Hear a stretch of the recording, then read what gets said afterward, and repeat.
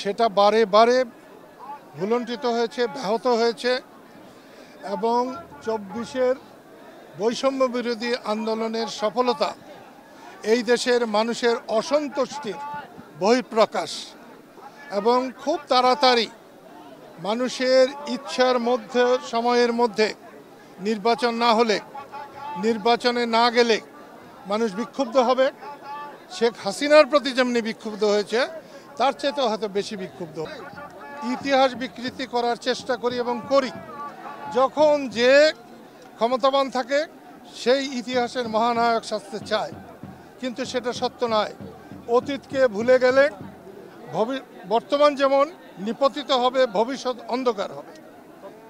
আমি একটা জিনিস বলবো, স্বাধীনতাকে মূল্য দিতে হবে, স্বাধীনতার বীর সৈনিকদের মূল্য দিতে হবে, শহীদদের মূল্য দিতে হবে, স্বাধীনতার নেতৃবৃন্দকে মূল্য দিতে হবে। তাদের অস্বীকার করে আমাদের ভবিষ্যৎ ভালো হবে না। এই ক্ষেত্রে বঙ্গবন্ধুকে কোনো মতেই অস্বীকার নয়। এক্ষেত্রে আরও বলবো, সারা বাংলাদেশের অর্ধেকটা পুড়ে জ্বলে চারখার হয়ে যেত, কিন্তু বঙ্গবন্ধুর জাদুঘর পোড়া মানে অসভ্যতার শেষ সীমায় আমরা পৌঁছে গেছি। হালাকু খান, চেঙ্গিস খানেরা মিশর সভ্যতাকে ধ্বংস করার জন্যে তারা মিশরকে জ্বালিয়েছিল।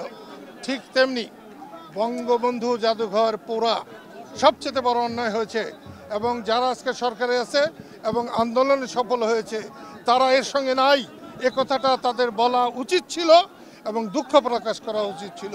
আপনাদের ধন্যবাদ।